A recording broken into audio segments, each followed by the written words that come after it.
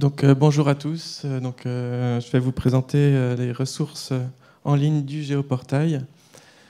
Je vais d'abord faire une petite introduction sur ce que c'est. On verra après des détails sur des ressources particulières du Géoportail et enfin des applications plus concrètes, des applications plutôt dédiées au web.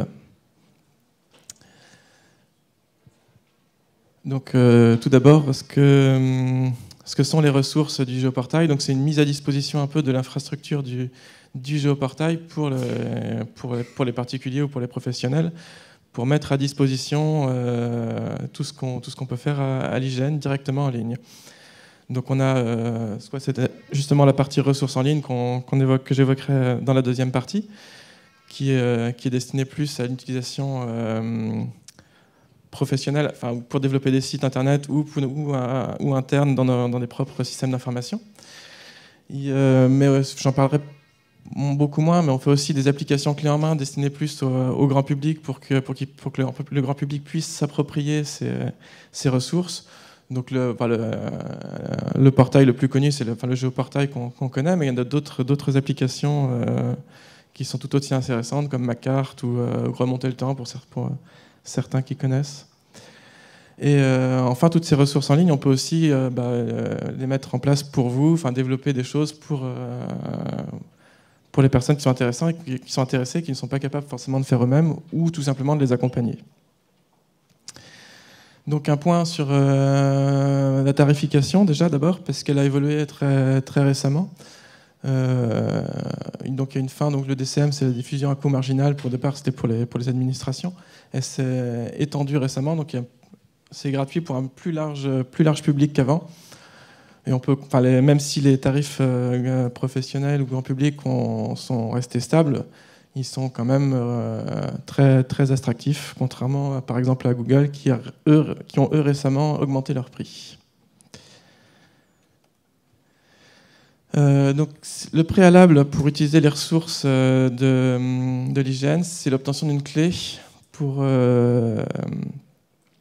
justement mesurer un peu ces ressources et choisir aussi ces ressources, de quoi on a besoin. Donc, je détaillerai un peu les types de ressources après, mais chaque utilisateur peut avoir des différents besoins et donc différents usages, différents moyens de les protéger aussi éventuellement. Et on met quand même à disposition des clés un peu génériques pour pouvoir que sans passer par là, que tout le monde puisse tester un peu tout ça sans passer par cette étape fastidieuse de clés. Donc bien sûr, il y a de la documentation, tout ça, là-dessus. Donc pour l'instant, c'est sur le site professionnel.ign.fr, mais qui va évoluer d'ici la fin de l'année et qui s'appellera après... geoservice.ign.fr existe déjà, mais plus restreint au niveau contenu, et il va s'élargir pour un peu fluidifier toute l'offre. Donc les différents types de ressources qu'on peut proposer, on peut les regrouper en 3 catégories. Donc une partie vraiment visualisation, donc c'est ça peut être à usage professionnel autant que grand public. Mais donc on met à disposition des fonds de cartes ou des plans ou d'autres choses de ce style. On peut interroger directement les bases de l'IGN, les bases vecteurs, donc directement les tronçons routiers, savoir les largeurs de route ou les hauteurs de bâtiments ou des choses comme ça. Et on met aussi à disposition des services de calcul. Donc quand on a des besoins vraiment très, très précis, d'interroger directement le Géoportail pour avoir une réponse précise sur une question. Voilà. Donc tout d'abord les services de visualisation. Donc on se base sur une norme. Alors ça parle peut-être pas à tout le monde. WMS, c'est tout simplement des normes pour la diffusion d'images. Donc WMS pour les images classiques et WMTS pour les images tuilées. Donc pour faire simple, en fait, les images tuilées, c'est une sorte de pyramide d'images. On n'aura pas la même réponse si on est dézoomé que si on est très, très zoomé, pour avoir une image qui est adaptée à nos besoins. Pour une photo aérienne, c'est juste une histoire de résolution, mais pour une carte, on peut proposer différents types de cartes, des cartes de France plutôt quand on est dézoomé, ou alors des cartes, les cartes au 25 000 quand on est assez zoomé, voire encore plus précis, voire d'autres cartes encore plus précises quand on zoome vraiment beaucoup. Elles ont l'inconvénient d'avoir un peu moins de maîtrise sur ce qu'on regarde, pour le coup. Donc pour un usage professionnel, quelqu'un qui veut faire de la mesure ou des choses comme ça, il va privilégier plus des images simples. Et enfin, on peut aussi interroger, alors même si c'est moins précis que ce qu'on pourra faire avec d'autres services par la suite, on peut au moins avoir des informations basiques sur ce qu'on voit. Les années de photos ou les choses comme ça. On peut interroger ces services de l'IGN. Donc là, on interroge directement la base de données, directement les vecteurs. Donc c'est un peu plus lourd, donc c'est pour ça qu'on essaye de pas tout interroger d'un coup. On va plutôt essayer de rapatrier ce qui nous intéresse nous pour notre usage direct. Donc avec des filtres directement avec de l'analyse, ou on peut aussi coupler ça avec d'autres services de calcul comme le géocodage ou des choses comme ça. Donc là, l'exemple que j'ai donné, qui est mis, c'est une visualisation des bâtiments par hauteur.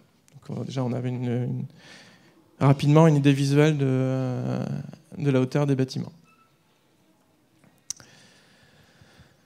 Enfin, on peut calculer directement sur les bases de l'IGN. Donc, on propose des services de calcul pour directement exploiter les bases sans passer par tous ces problèmes de vecteurs ou de raster. Donc le plus direct et peut-être le plus utilisé, c'est le géocodage. Donc on a une adresse et on veut savoir où elle se pose, où elle se trouve. Mais ça peut être l'inverse. On a une position et on veut savoir à quelle adresse ça correspond. Et on peut coupler ça avec l'interrogation du cadastre comme il faut. Donc après, j'ai mis un petit résumé aussi des autres services qu'on propose. Donc l'altimétrie qui peut être intéressante, c'est un service qui n'existe pas trop ailleurs, de façon assez précise, donc des points ou des courbes, si on a besoin de savoir l'altitude en un point, ou faire un profil altimétrique quand on a une courbe. On peut calculer des itinéraires, ça c'est plutôt classique, mais on peut aussi faire des isochrones, c'est-à-dire que on peut savoir à partir d'un point, en 5 minutes, jusqu'où on peut aller. Donc voilà, ça peut servir, je sais pas, pour de la prospection immobilière, si on veut savoir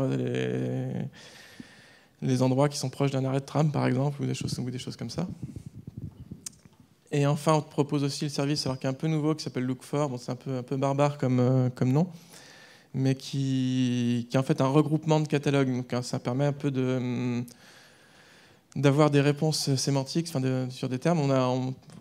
C'est une sorte de moteur de recherche, mais ciblé sur différentes thématiques IGN, mais assez variées, que ce soit du contenu éditorial, des couches existantes. On sait savoir quelle couche on peut exister dans le géoportail qui pourrait nous intéresser, par exemple, ou du géocodage un peu plus avec des petites nuances avec l'autre géocodage. Donc ces services-là, alors je parlerai dans la partie d'après de l'utilisation web, mais on peut avant tout, pour des calculs, l'utiliser dans un système d'information géographique, donc SIG. Comme ça se base sur des standards, ça s'intègre très rapidement sans avoir besoin de développer quoi que ce soit, au moins pour la partie image et la partie vecteur. Pour la partie calcul, ça reste des standards, mais qui sont un petit peu moins utilisés. Faut un peu plus regarder de plus près comment faire les choses. Voilà, donc là j'ai mis un exemple, c'est une isochrone affichée sur Nantes.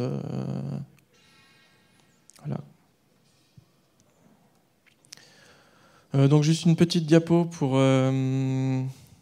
résumer un peu les différents. C'est un petit aperçu de ce qu'on peut trouver comme ressources sur le géoportail. Donc les quatre carrés du haut vont regrouper vraiment des notions d'image. On classe l'altimétrie dans les images, puisque au final, nous, l'altimétrie, on la considère un peu comme comme une grille. Au lieu d'associer une couleur à chaque point, on associe une altitude, mais autrement, ça reste presque une image. Les deux carrés du bas vont représenter le carré du bas en gauche va représenter tout ce qui est données vecteurs. Et, juste à droite, les calculs qu'on peut effectuer. On a aussi des données partenaires qu'on met à disposition sur le géoportail pour faciliter un peu la diffusion. On ne maîtrise pas leur contenu, pas complètement leur contenu, mais ça permet de tout regrouper en un seul endroit, éventuellement toutes les ressources dont on peut avoir besoin.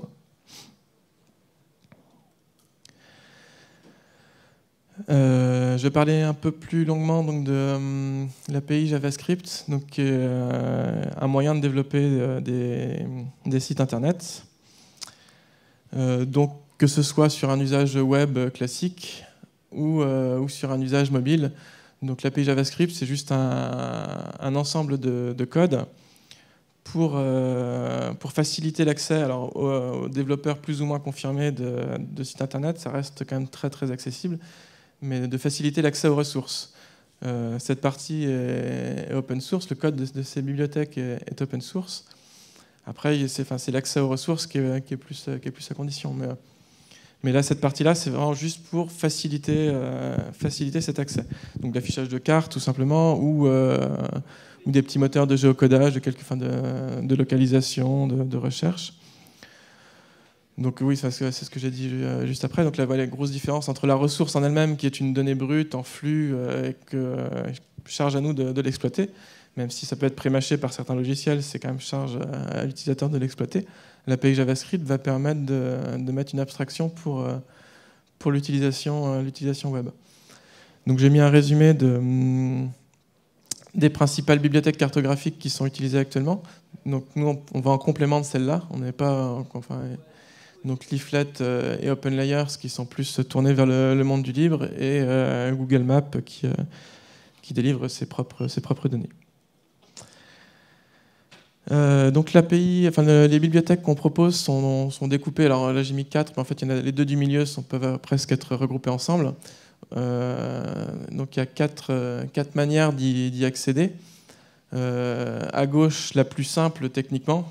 Je montrerai un exemple juste après, mais c'est ça. Et à droite, les couches un peu plus bas niveau, où il faut déjà un peu plus développer des lignes de code, mais qui restent accessibles. Et au milieu, un peu un intermédiaire. Alors il faut voir qu'au niveau imbrication des choses, ça se passe dans l'autre sens. C'est-à-dire que la partie kit de développement va contenir une extension qui contient la bibliothèque d'accès. Donc moi je vais résumer après je passe après sur les trois parties.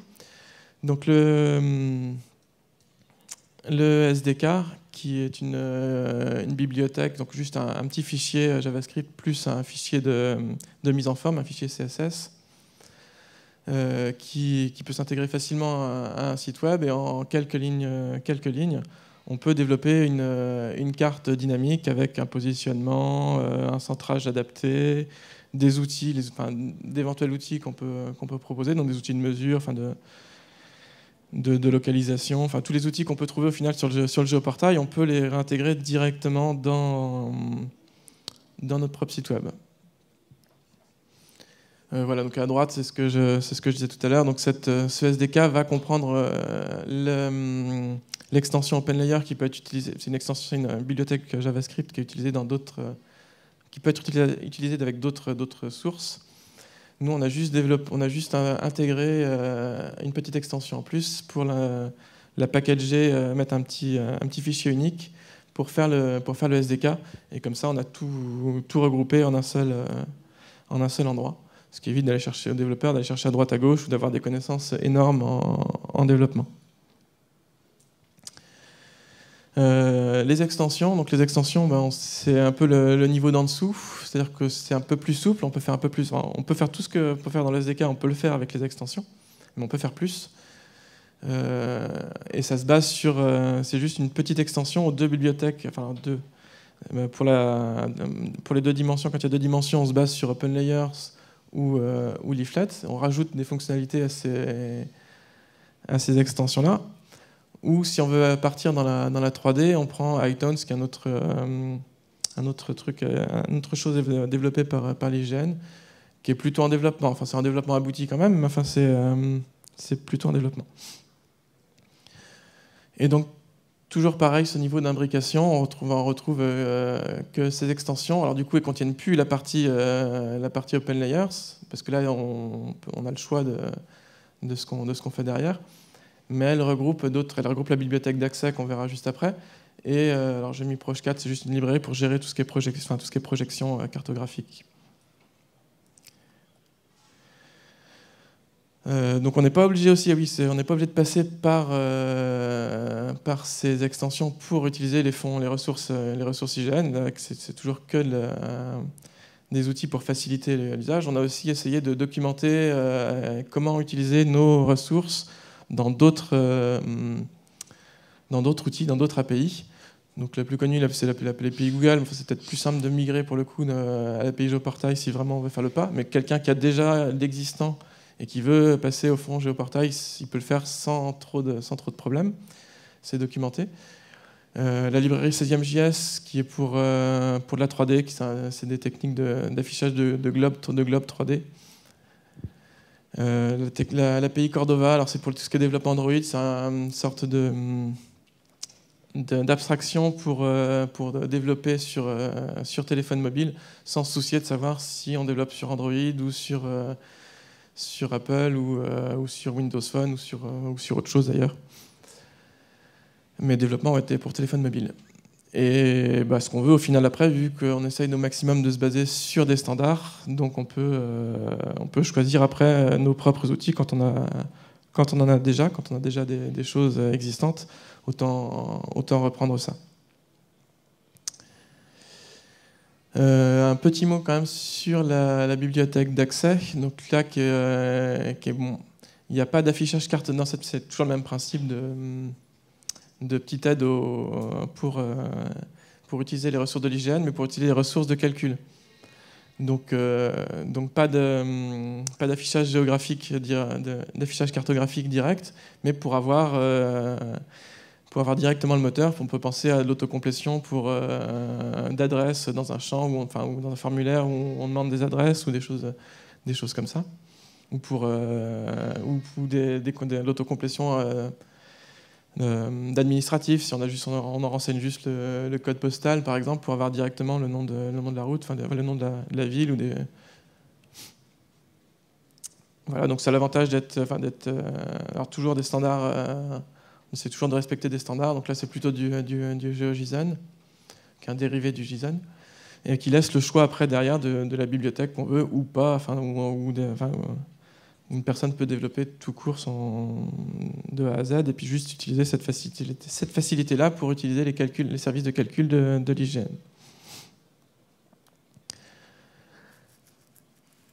Je vais juste finir par un petit exemple, c'est juste pour montrer un peu la relative simplicité de l'utilisation du SDK, donc la première couche de cette API JavaScript.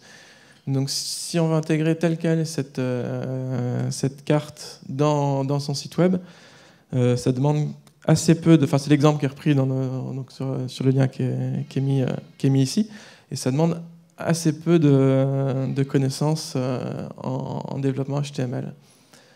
Donc on met juste un appel à la bibliothèque, donc la bibliothèque juste le fichier JavaScript et le fichier CSS pour l'apparence. On a une encre dans notre fichier HTML, enfin une petite div, et après, voilà, il y a juste ça en plus à mettre et on a tout. Alors je dis juste, pour ceux qui sont vraiment béotiens, c'est pas si simple que ça, mais si on détaille, il y a juste l'endroit où on veut le mettre, c'est juste l'identifiant de l'endroit où on veut le mettre dans notre page. La clé qu'on a demandé à l'IGN. Donc là, pour des tests, on peut demander les clés de test pratiques et choisir le géoportail. le centre. Donc on peut préciser là c'est une adresse, mais on peut préciser des coordonnées ou une parcelle. Enfin, on a le choix du centrage pour que ce soit libre. Le niveau de zoom, pour savoir, alors faut faire des tests parce que là ça parle pas à tout le monde, mais grosso modo les niveaux de zoom, ça va de 0 à 20 à peu près. Donc 15 c'est à peu près la taille d'une ville, je crois, si je me rappelle bien. Mais ça, en faisant des tests, ça se retrouve assez bien. Alors c'est là qu'il faut se retrouver, c'est juste le nom de la couche en question. Ici c'est du scan express, donc juste des cartes, une pyramide de cartes qui sont à mettre, et éventuellement les différents contrôles. Là ici il n'y en a qu'un seul, contrôle de recherche de recherche de localisation, mais on pourrait mettre tous les autres contrôles avec juste une ligne, juste on veut ce petit widget-là, on a juste à rajouter son nom dans cette liste-là, et il apparaîtra sur la carte.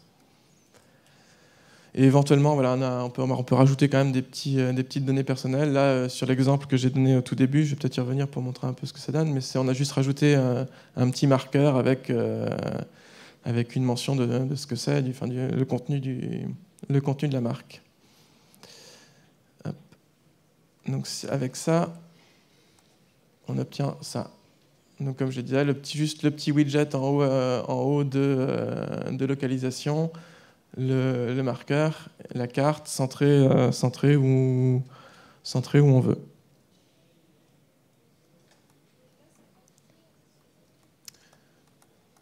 Voilà, donc je ne sais pas si... hop. Non. Donc je ne sais pas si vous avez des questions sur ce sujet ou si vous voulez approfondir certains points. Est-ce qu'il y a la possibilité de customiser les cartes avec le choix de l'affichage de certains layers ou pas? Oui, justement. Au niveau, il y a possibilité de customiser les cartes, c'est le but. Après, tout dépend des compétences de celui qui veut faire la chose. Le but, c'est de fournir justement différents niveaux de simplicité, mais plus on va dans la complexité, et plus on peut customiser comme on veut la chose. Ouais. Et après, on met absolument ce qu'on veut. Ouais. Globalement, enfin, au niveau couche, tout ce qui est disponible dans le géoportail, quelque chose près, ça peut être intégré ici comme il faut. Nous, on propose en plus des petits outils cartographiques et puis des petites choses en plus pour simplement intégrer, que ce soit plus ergonomique.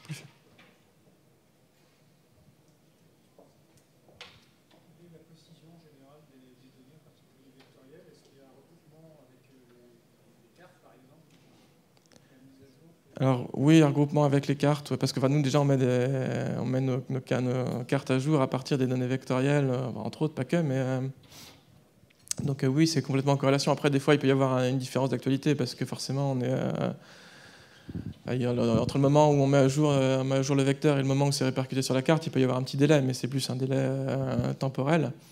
D'ailleurs, il y a une couche qui existe qui s'appelle plan J+1, qui est là pour le coup une couche, enfin image, c'est pas une couche vecteur, mais qui représente quand même d'une façon simplifiée l'état de nos bases quasiment actuelles, enfin à un jour de décalage, c'est pour ça qu'on l'a appelé J+1. Donc on peut voir, c'est pas forcément le terrain J+1, c'est parce que ça dépend après de nous ce qu'on arrive à collecter ou pas, mais on peut voir comme ça l'état de nos bases, où elles en sont rendues.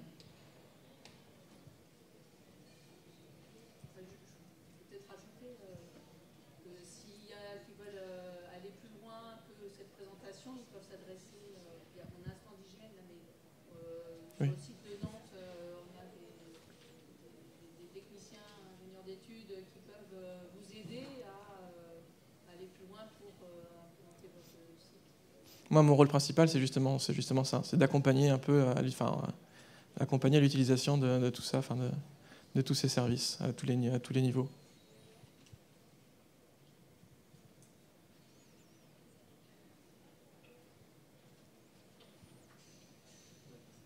Merci bien en tout cas.